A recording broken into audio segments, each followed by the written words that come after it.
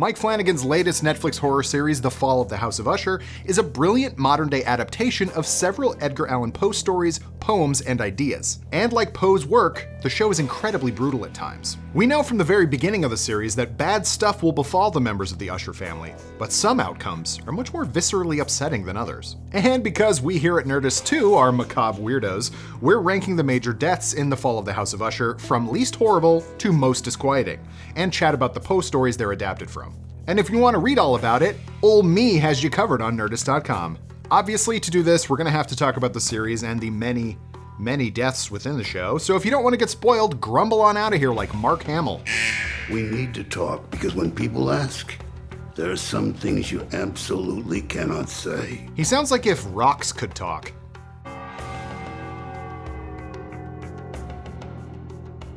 The Fall of the House of Usher death that feels the kindest, if one has to die at all, is the fate of the youngest Usher, Lenor, the forthright daughter of the eldest, most moronic Usher child, Frederick. Verna, the manifestation of death within the show, clearly doesn't take any pleasure in collecting the final member of the Usher bloodline. She even offers the young lady the kindness of letting her know her mom will be fine and will set up a foundation to help others, which is a relief since Morel had a bit of a rough road, which is putting it lightly.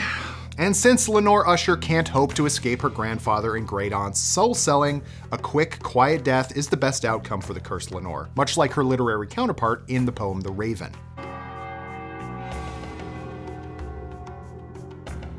Rufus Griswald, the a-hole CEO of Fortunato Pharmaceuticals, gets his just desserts in a flashback in the last episode. Turns out, screwing over Roderick and Madeline Usher has its consequences. And while I would never say getting Cask of Amontillado into a wall is a good way to meet your end, compared to some of the other deaths in the show, Griswold got off light. Yes, he's going to suffocate in the dark, chained to a wall, but at least that's it. Once he wakes up and realizes he can't talk the Ushers out of their revenge, he has a chuckle. He has time to think about what he did, which sounds pretty rough, but he also has time to make peace with himself. And a lot of time to think of a fun pose to die in for when they find his body. Maybe like a Nixon, I am not a crook. That's fun, right? If Griswold's terrifying end is the second least brutal death in the series, that just tells you how bad the rest are. Napoleon is one of the more likable members of the Usher clan, despite being a drug-dealing philanderer. Or maybe that's just because he's played by international treasure Rahul Kohli.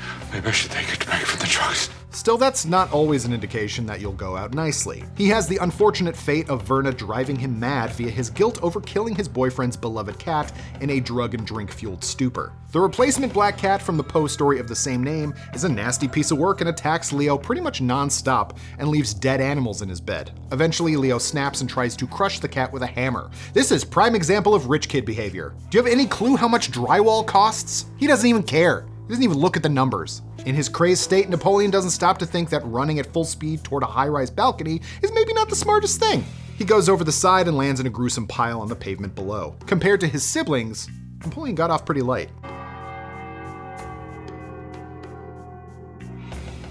One of the hallmarks of Poe's doomed protagonist is going mad before you meet your cruel fate. Leo was taken by cat madness, and another one of Roderick's adopted children, Victorine, becomes obsessed with getting her artificial heart-pumping machine working. Having killed truckloads of poor chimpanzees, her partner Alessandra wants to wash her hands of the whole thing. There's only so many chimp deaths a person can take. This is, of course, a no-go for Victorine, who needs the artificial heart to work to get into her father's good graces. Victorine doesn't even realize she killed Alessandra until it's way too late, with Roderick finding the poor woman's corpse with the heartbeater pumping nothing in a morbid reimagining of the telltale heart. Victorine briefly comes back to her senses, but in her grief she uses a pair of scissors to stab and disembowel herself before piercing her own heart. Not quick and definitely not painless, but barely holds a candle to the latter half of the list. Camille is the Usher family's PR person and is not very nice. That's right, I said it. She treats her assistants/employees with benefits quite poorly and generally has bad things to say about everyone. Like literally everybody. This opportunity doesn't give a what you're going through. Camille is also convinced her sister Victorine is the mole selling family secrets to the US Attorney's Office. As such, she goes to the RUE facility late one night and finds some evidence. This is of course inspired by the Poe story Murders in the Rue Morgue. Verna is there, impersonating a security guard, or simply collecting a paycheck, and tries to talk Camille out of going into the lab. But Camille Camille cannot be deterred. She's gotta see them chimp bones. You know what she does to those poor animals in there, and also she greases your palm as she walks by with her drippy Birkin bag full of monkey bits. Unfortunately, this leads to Camille discovering an army of lab-tested chimpanzees, one of which, powered by Verna, gets out of its cage and proceeds to literally tear a nonplus Camille to pieces. Okay. I got mine. Let this be a lesson to the 17% of Americans who think they could take a chimp in a fight. You can't. Accept it. You will be immediately killed.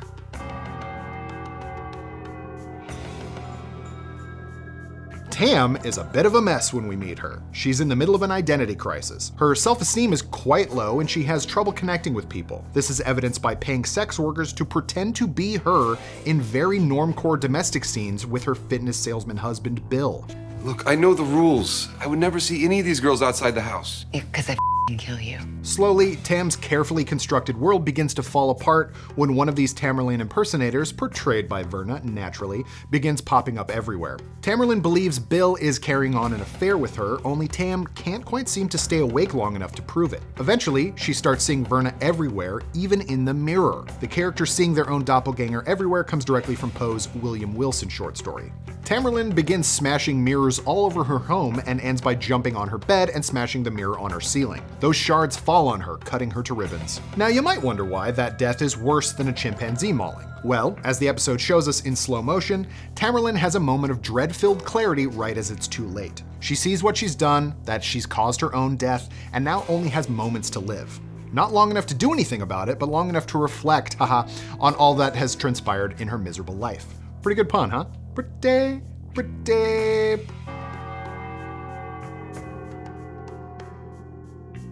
Roderick Usher, the titular patriarch of this awful brood and perpetrator of many ill deeds, does not receive the show's worst death. In fact, having a house fall on you in this show seems like a pretty light punishment. However, what puts it high on this list is the fact that Roderick has had to suffer the knowledge that all of his children will die horribly, that his poor granddaughter has died but still taunts him via a chatbot, and that he has just had to kill his sister. He could have spared all of this and probably had a happy life with Annabelle Lee, had his greed and thirst for revenge not gotten the better of him. This is all in addition to suffering the beginnings of dementia and seeing his empire crumble. Hard to feel too sorry for the rich bastard, but it's a pretty bad time. On the upside, he did get to hang out with Carl Lumley for a while, and that's pretty great.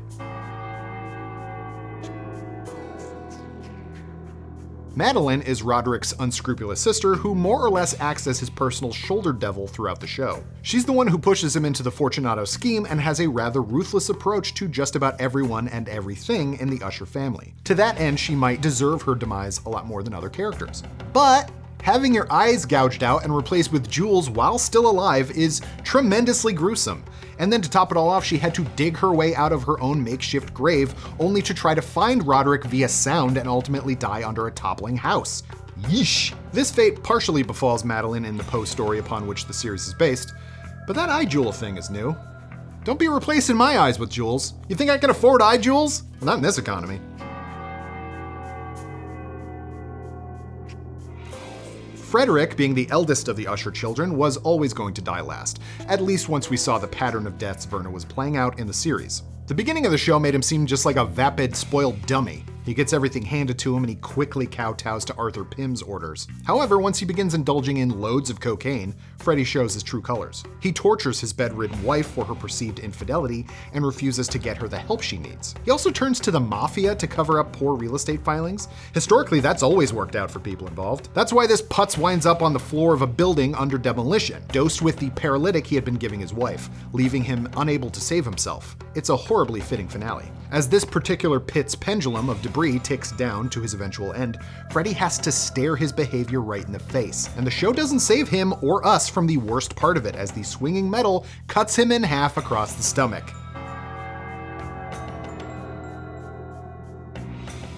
Like we all knew this was gonna be number one, right? In many ways, the first death in The Fall of the House of Usher is the worst. Young, vapid influencer Prospero wants to prove his father wrong by making an exclusive sex club for the city's elite. I mean, what do you do to upstage your dad? Beat him at basketball? He also wants to spy on all of them and hold the richos to ransom. He never gets to do that, however, because he chose to hold the orgy in one of his family's ought-to-be-condemned factory buildings. Perry doesn't do his due diligence on pretty much anything, and his evening's coup d'etat is a wet and wild dance-off via the building's massive sprinkler system. Except Prospero didn't check the water in the roof tank and was unaware it was full of deadly corrosive chemicals. Unlike the original Poe story, where a whole party is claimed by a plague, the partiers here are rained on by acid, and all the naked debauchery becomes a sizzling mass of flesh and viscera. It's the absolute worst version of the rave from Blade, which looked like a good time until the Daywalkers started killing the party. And that has been our ranking of the gnarliest deaths in The Fall of the House of Usher. But tell us, what do you think? Which Usher family member deserved worse than they got? What's your favorite of Mike Flanagan's filmography? And do you think you could take a chimp in a fight? Be honest. Let us know in the comments below. Thank you so much for watching. And for the latest in grisly demises, stay tuned to Nerdist.com.